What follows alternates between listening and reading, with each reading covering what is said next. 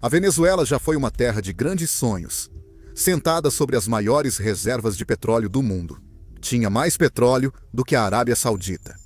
Durante grande parte do século XX, parecia que o país caminhava para uma prosperidade sem fim.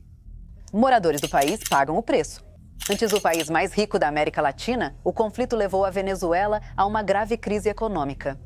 O povo da Venezuela está com medo e desesperado. Milhões já fugiram para outros países, incluindo os Estados Unidos. A Venezuela está mobilizando forças militares em meio ao aumento das tensões com os Estados Unidos. Atualmente, milhões de venezuelanos vivem em extrema pobreza, lutando por comida, remédios e itens básicos como água potável e eletricidade. O dinheiro que comprava muitos mantimentos agora só compra um pão. Durante a pior crise, as pessoas levavam sacos de dinheiro para comprar coisas pequenas. Algumas lojas pararam de contar e começaram a pesar o dinheiro por ser mais rápido. O contraste entre o que a Venezuela poderia ser e o que é hoje é tão grande que parece outro país. Como uma das nações mais ricas da América Latina chegou a esse nível de destruição? Vamos percorrer essa história, desde sua ascensão até as escolhas terríveis que levaram à sua queda, e todos os pequenos sinais de mudança que estão acontecendo hoje.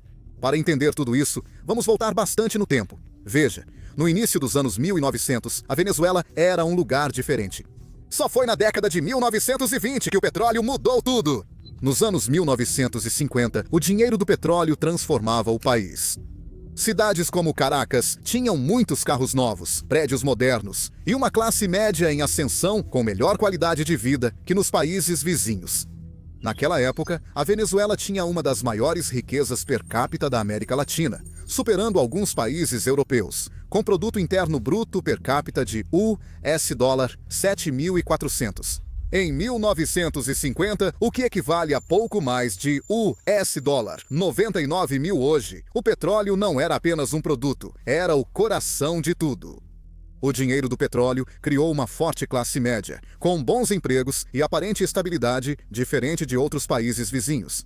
A saúde avançou, escolas receberam mais alunos e subsídios ajudaram famílias que teriam dificuldades. Por anos, a Venezuela parecia imune à pobreza e ao caos de outros países da América Latina, e acreditava-se que os bons tempos seriam eternos. Trabalhadores chegavam de lugares como Colômbia, Portugal e Itália, e cidades petrolíferas como Maracaibo se tornaram centros de atividade, com navios transportando petróleo bruto pelos mares para compradores ao redor do mundo. Eventualmente, a Venezuela ganhou o apelido de Estrela Brilhante da América Latina. O grande problema era que a Venezuela dependia demais do petróleo. Quase todo o dinheiro do país vinha dessa única fonte, então não havia incentivo para desenvolver outros negócios, como fábricas ou fazendas. Com o petróleo caro, o governo gastava muito, mas com a queda dos preços, surgiam problemas rapidamente. Na década de 1980, o preço do petróleo caiu de cerca de $35 o barril para menos de 15. E a Venezuela enfrentou grandes dívidas, aumento dos preços e uma população revoltada. Em 1989, a inflação atingiu 84% e distúrbios em Caracas, devido ao custo de vida, deixaram centenas de mortos no Caracazo. O país já importava quase todos os alimentos, pois as fazendas não competiam com importações baratas financiadas pelo petróleo. Confiar em um só recurso aumentou riscos futuros e evidenciou o perigo de depender apenas do petróleo. Mesmo após o alerta e tempos difíceis, o governo manteve seus métodos. Seguiu usando o dinheiro do petróleo em subsídios, programas sociais e empregos públicos, sem resolver os problemas de base. A alta do petróleo deu a impressão de estabilidade, ocultando fragilidades. O foco no petróleo prejudicou regiões como a Faixa do Orinoco, onde indígenas tiveram terras danificadas e pouco retorno, sofrendo com rios e florestas poluídos. Nos anos 1990, muitos estavam cansados. A riqueza do petróleo não era para todos. Os pobres lutavam e os ricos viviam à parte. A desigualdade extrema, evidenciada pelo Gini de 0,49 em 1998, fazia muitos se sentirem excluídos das riquezas do país, especialmente após as dificuldades dos anos 1980. Hugo Chávez surgiu prometendo corrigir o sistema e distribuir melhor a riqueza aos pobres. Ele se destacava dos demais líderes. Em 1992, ele tentou um golpe militar para assumir o governo, mas foi preso após fracassar. Mas isso o transformou em um herói para muitos que odiavam o sistema corrupto.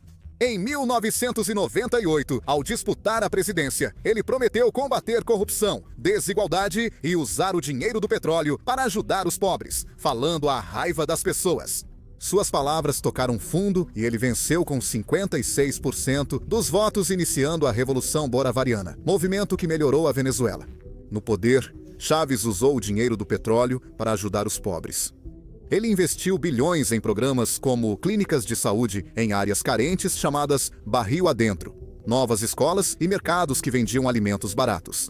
O analfabetismo caiu de 9% para quase zero em 2005 e a pobreza de 50% em 1999 para 27% em 2006. Para muitos, especialmente mulheres com mais acesso a empregos e educação, a vida melhorou. Chávez virou herói para eles. Os altos preços do petróleo, como os $147 o barril em 2008, lhe deram recursos para cumprir promessas. Ele construiu casas e deu subsídios para manter gás e eletricidade acessíveis. Chávez liderou a Venezuela e buscou redefinir seu papel global. Ele usou o petróleo para financiar o governo e conquistar aliados. Países do Caribe e América Latina receberam combustível barato através de acordos como o Petrocaribe e, em troca, deram apoio político. Seus discursos atacavam os Estados Unidos e grandes corporações, tornando-o popular entre quem se sentia ignorado ou oprimido pelas potências globais. Ele ganhou fama por defender os pobres, embora seus métodos fossem suspeitos. A Venezuela passava por rápidas mudanças. Chávez queria controle total e não escondia isso. Enfraqueceu tribunais, legislativo e Banco Central, centralizando as decisões. Uma das suas maiores ações foi assumir o controle da Petróleos de Venezuela, sociedade anônima, a companhia estatal de petróleo. Durante uma greve em 2002 e 2003, ele demitiu milhares de trabalhadores qualificados e os substituiu por apoiadores leais. Essa decisão teve efeitos a longo prazo. A produção de petróleo caiu de 35 milhões de barris por dia em 1998 para apenas 25 milhões em 2013. E continuou caindo. Por um tempo, parecia que o plano de Chávez funcionava com os altos preços do petróleo e o dinheiro entrando. Gasolina era mais barata que água, comida custava pouco e subsídios ajudavam muitos. Mas havia um porém. O país começou a importar quase tudo, desde comida, remédios, até roupas. Negócios locais não competiam com produtos baratos financiados pelo petróleo. Fazendas e fábricas sofriam. Entre 2000 e 2010, a manufatura caiu 20%. A Venezuela tornou-se mais dependente de importações, fragilizando a economia. Os sinais de alerta eram claros. Se os preços do petróleo caíssem, todo o sistema estaria em apuros.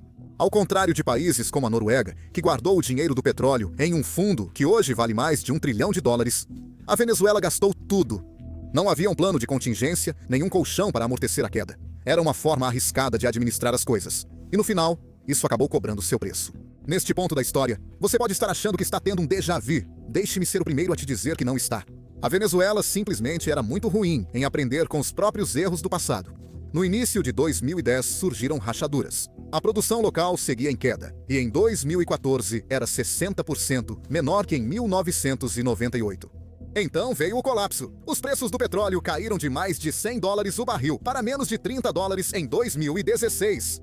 Foi um desastre. A principal fonte de dinheiro da Venezuela secou e o país sentiu isso em todo lugar. Com menos recursos, o governo buscou novas fontes de renda. O governo buscou substituir a receita do petróleo, criando o Arco Mineiro do Orinoco, grande zona de mineração lançada em 2016. Ocupa cerca de 12% da Venezuela, com tamanho semelhante ao de Portugal. Localizada na parte sul do país, a área inclui partes da floresta amazônica e abriga dezenas de comunidades indígenas.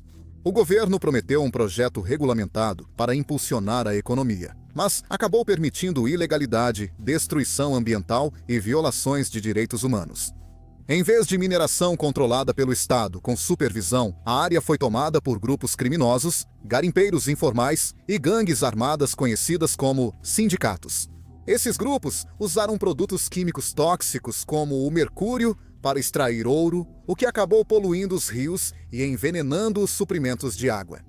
A exposição ao mercúrio causou graves problemas de saúde, como defeitos congênitos e danos neurológicos nas comunidades locais. Alguns líderes indígenas que se manifestaram foram silenciados ou desapareceram. Os lucros muitas vezes não iam para o Estado ou para o povo, mas sim para figuras militares, autoridades corruptas e grupos armados que usavam o comércio para se financiar. O Arco Mineiro foi mais que um projeto econômico fracassado.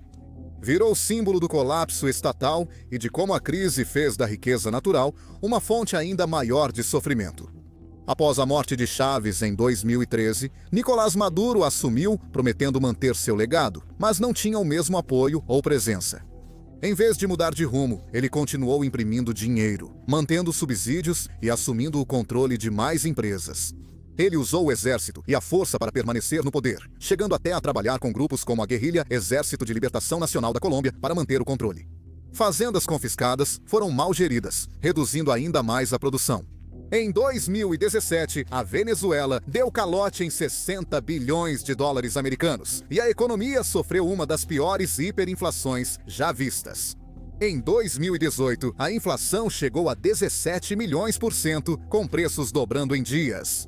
O preço do pão podia aumentar 10 vezes em uma semana. As economias sumiram e o dinheiro perdeu tanto valor que era preciso sacolas cheias para itens básicos. Novas cédulas eram impressas o tempo todo, mas não davam conta.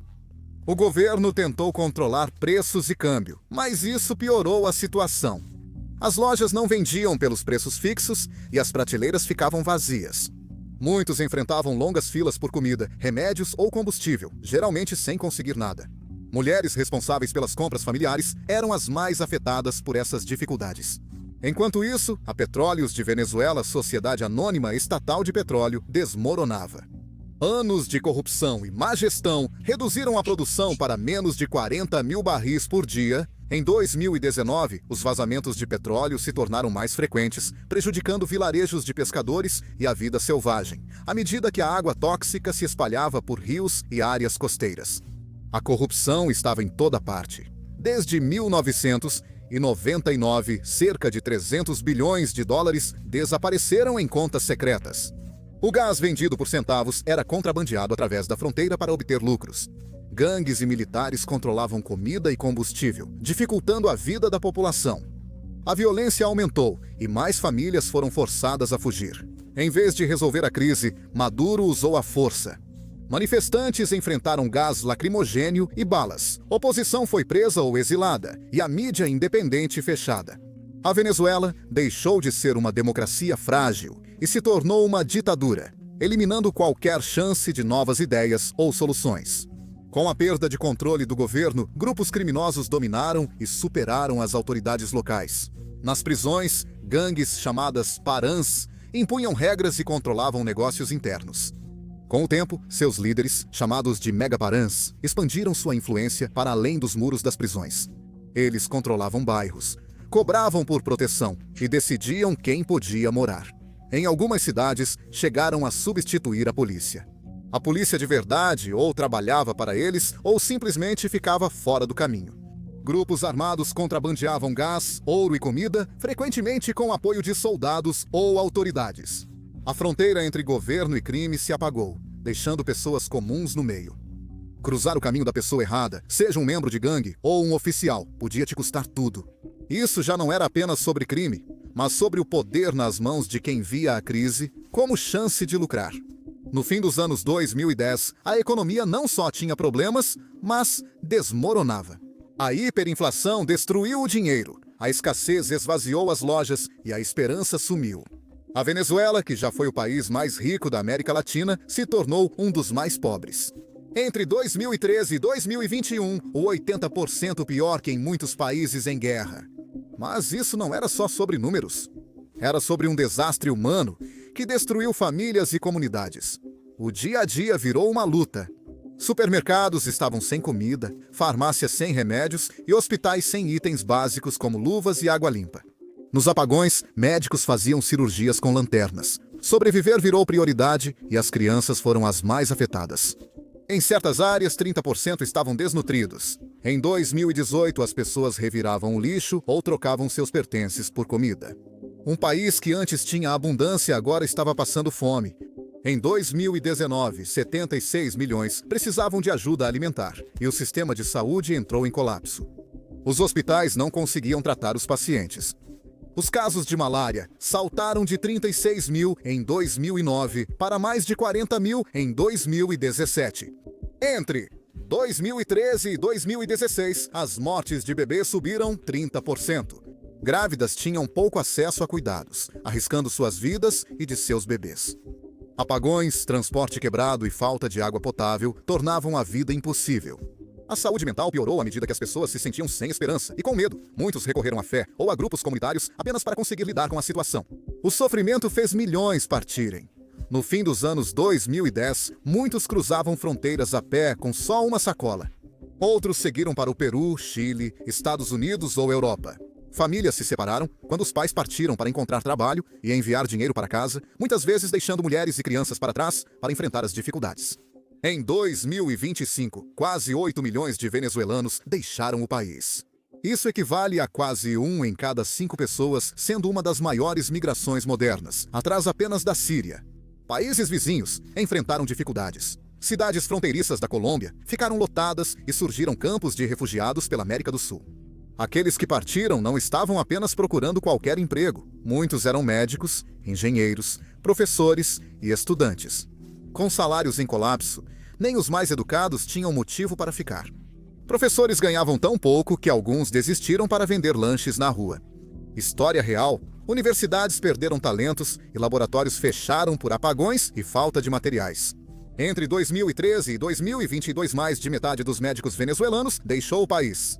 Os hospitais ficaram sem cirurgiões, especialistas ou até mesmo cuidados básicos. Escolas foram fechadas ou funcionaram sem professores. A educação formal sumiu em certas áreas rurais. O YouTube acabou de fazer um anúncio impressionante. Está pagando aos criadores 64 milhões de dólares por dia. Por quê? Bem, porque o YouTube não tem criadores suficientes. Por isso aparecem vídeos com menos de 1000 visualizações na sua página inicial, como este. Isso não quer dizer que todos precisem criar um canal. Se você já pensou em criar um canal no YouTube, especialmente sem mostrar o rosto, agora é o momento ideal. O YouTube paga milhões diariamente aos criadores e atualmente promove mais canais novos e pequenos do que nunca. Sei que muitos de vocês têm dúvidas sobre iniciar e crescer um canal, pois recebemos perguntas frequentes por e-mail. Por isso, reunimos todos os nossos conselhos sobre o YouTube em um único vídeo gratuito na plataforma. Se você quer criar um canal no YouTube, assista a este vídeo na plataforma, clicando no link da descrição ou no card. A fuga de cérebros afetou o presente e deixou um vazio no futuro. Com a saída de médicos, professores e engenheiros, sobraram poucas pessoas para treinar ou reconstruir o que foi perdido. Um país que antes enviava médicos para ajudar outros, agora não conseguia manter os seus vivos. Para muitos jovens na Venezuela, concluir a escola parecia impossível. Durante esse caos, Maduro manteve o poder culpando os Estados Unidos da América e outros pelos problemas do país. Chamam isso de guerra econômica e usam sanções como um grito de guerra. Maduro negou a crise e bloqueou a ajuda que salvaria vidas. Quando a oposição, apoiada pelos Estados Unidos da América, tentou trazer ajuda humanitária pela fronteira com a Colômbia, em 2019, o governo se recusou a permitir a entrada, chamando isso de disfarce para interferência estrangeira. Caminhões foram incendiados, as passagens de fronteira foram fechadas e os confrontos se tornaram mortais. Até a Cruz Vermelha, organização neutra, foi barrada no início. Muito tempo depois, permitiram ajuda limitada sob condições rigorosas que a mantinham despolitizada. O regime temia que aceitar muita ajuda humanitária seria admitir publicamente o fracasso. Sobre sanções, no jogo de culpas pelo colapso da Venezuela, elas sempre são citadas, com razão. No fim dos anos 2010, as medidas ocidentais se intensificaram, começando por funcionários corruptos e depois atingindo o petróleo, principal recurso do país. O efeito foi imediato e brutal. A Venezuela foi excluída dos sistemas bancários globais. Reduziu drasticamente a receita de exportação, fazendo o país perder mais do que o dobro do seu produto interno bruto desde 2015. Importações caíram, inflação subiu e o governo ficou encurralado. Para Maduro, as sanções ameaçavam seu poder. Para os cidadãos, virou uma lenta asfixia. Críticos argumentaram que as medidas aprofundaram a crise humanitária ao cortar o acesso a alimentos e remédios. Já os apoiadores afirmavam ser essenciais para pressionar um regime que destruiu a democracia. Ambas as perspectivas têm seu peso. O resultado foi igual: Venezuela isolada, quebrada e buscando alternativas para sobreviver. Essas opções vieram de parceiros improváveis. Rússia, China, Turquia e Irã intervieram com empréstimos, apoio técnico e respaldo político. A China investiu mais de 50 bilhões de dólares em crédito garantido por petróleo, enquanto a Rússia forneceu equipamentos militares e vigilância. O Irã ajudou a consertar refinarias deterioradas. Essas parcerias sustentaram o regime, mas tiveram um preço. Para sobreviver, a Venezuela abriu mão de autonomia. Tecnologias estrangeiras ampliaram o controle interno, e concessões de mineração poluíram rios e expulsaram indígenas. A ajuda existia, mas não era gratuita. Apesar dos acordos, a produção de petróleo caiu. A produção caiu de mais de 3 milhões para menos de 1 milhão de barris por dia no fim da década de 2010. O colapso da indústria do petróleo levou à queda da moeda nacional. O Bolívar, que já foi um símbolo de orgulho e independência, tornou-se um exemplo de hiperinflação. Foi renomeado, redenominado e rebatizado como Borba Fuerte, Bolívar, Soberano e Dígito Bolívar. Cada tentativa retirava zeros das cédulas, na esperança de restaurar a confiança. Nenhuma teve sucesso. Apesar da leve melhora na inflação, ela segue perto de 180%, minando a confiança. As pessoas deixaram de confiar na moeda e passaram a guardar dólares, ouro ou bens. No comércio diário, sabão, arroz e fraldas viraram moeda, mostrando a perda de confiança no sistema financeiro. Maduro acabou aceitando a realidade. A dolarização foi oficializada. Preços passaram a ser em dólares e até ambulantes os aceitaram. Para aqueles que tinham acesso à moeda americana, muitas vezes por meio de remessas de parentes no exterior, a vida ficou um pouco mais suportável. Em 2023, os venezuelanos no exterior estavam enviando mais de 4 bilhões de dólares por ano, criando uma rede de segurança crucial. Mas essa nova economia gerou novas divisões. Poucos compravam em bodegones de luxo, enquanto a maioria não conseguia pagar o básico. Os idosos, especialmente aqueles sem família no exterior, foram deixados para trás. Maduro aproveitou a dolarização para estabilizar seu governo. Ele reabriu cassinos, flexibilizou preços e atraiu investidores estrangeiros para hotéis de luxo. Estatísticas oficiais celebraram a recuperação e o governo alegou o crescimento de 93% no início de 2025. Depois, ajustaram para 6%. O Fundo Monetário Internacional alertou para a queda de 4%.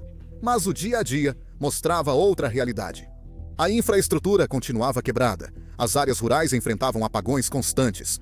Os sistemas de água falhavam regularmente e as estradas estavam em ruínas. O salário mínimo estava congelado em 130 bolívares desde 2022, valendo pouco mais de 350 dólares por mês.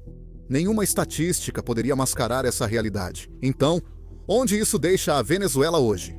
Em 2025, o país vive em um limbo estranho. Não está mais se desintegrando no ritmo de alguns anos atrás, mas também não está realmente se recuperando. A vida cotidiana entrou em um ritmo inquietante. Dólares americanos circulam por toda parte, acalmando os preços e enchendo as lojas com mais produtos do que antes. Alguns comércios reabriram, mas os salários seguem baixos, os serviços públicos são pouco confiáveis e a maioria dos venezuelanos ainda tenta sobreviver. A crise não acabou, ela só mudou de forma. O governo destaca a produção de petróleo acima de 90 mil barris diários e afirma que o produto interno bruto cresce. Essas afirmações contradizem a realidade vivida. Fora das grandes cidades, cortes de eletricidade são frequentes. Sistemas de água colapsam, hospitais ficam sem remédios e escolas operam com poucos professores devido à emigração. A chamada recuperação é irregular. Alguns focos de progresso cercados por um mar de estagnação. A política aumentou o desespero. A eleição de julho de 2024 deveria ser um ponto de virada. Edmundo González, da oposição, venceu, mas Maduro se recusou a sair do cargo. Seu governo declarou vitória, ignorou os resultados e prendeu dezenas de líderes opositores. Cerca de 2.000 presos políticos ainda estão na prisão. Grupos internacionais condenaram a ação, mas Maduro manteve-se firme e os militares leais. Os tribunais o apoiaram, e a promessa de uma transição democrática evaporou. Para muitos venezuelanos, a eleição não foi apenas uma decepção, mas a confirmação de que apenas as urnas não poderiam trazer mudanças. Isso deixou a nação dividida em duas realidades paralelas. Uma pequena classe rica em dólares desfruta de produtos importados e melhores serviços, enquanto a maioria se vira com salários quase sem valor ou sobrevive de remessas. A migração, antes intensa, reduziu. Isso não aconteceu porque as condições melhoraram, mas porque tantos já foram embora e outros não podem mais arcar com a viagem. Os que ficam improvisam, cultivam alimentos, trocam mercadorias e juntam pequenas rendas. Essas estratégias ajudaram as famílias, mas não resolvem o sistema nacional falho. Enquanto isso, o governo demonstra pouco interesse em soluções reais. Não houve nenhum investimento significativo em energia solar. Em Zulia, apesar do sol, as estradas têm buracos, o transporte é inacessível e a saúde carece de recursos. A desigualdade cresce, enfraquecendo a coesão social. Maduro mantém controle firme do poder. Ele comanda as forças armadas, o judiciário e a economia. A pressão internacional não conseguiu afetá-lo, e a eleição de 2024 provou que apenas votos não podem tirá-lo do poder. Para muitos venezuelanos, a esperança deu lugar à resignação. Eles já viveram promessas de reforma, apenas para ver o controle se intensificar, sempre que o regime se sente ameaçado. O futuro continua incerto. No setor de petróleo, há quem acredite que parcerias estrangeiras podem reviver a produção se suspenderem as sanções. Há discussões sobre investimentos na faixa do Orinoco e refinarias, mas, sem mudanças políticas, investidores seguem cautelosos. É improvável que as eleições tragam uma verdadeira transição nas condições atuais. Para muitos, o foco mudou de esperar grandes mudanças para apenas sobreviver mais um dia.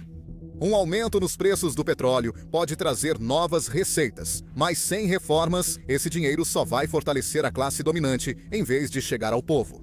As instituições são frágeis, a confiança pública é baixa e o dano da má gestão é profundo. A Venezuela ainda tem as matérias-primas. Tem pessoas dispostas a lutar por um futuro melhor. Sem mudança real no topo, todo esforço esbarra na mesma parede. A história da Venezuela continua. Ainda há petróleo, pessoas dispostas a reconstruir e potencial de reerguimento. Mas, a menos que haja uma verdadeira mudança de liderança, uma que priorize o povo em vez do poder, os mesmos erros continuarão acontecendo. O desafio agora não é só consertar a economia, mas reconstruir a confiança nas instituições, entre as pessoas, e na ideia de que a Venezuela ainda pode ser um lar pelo qual vale a pena lutar.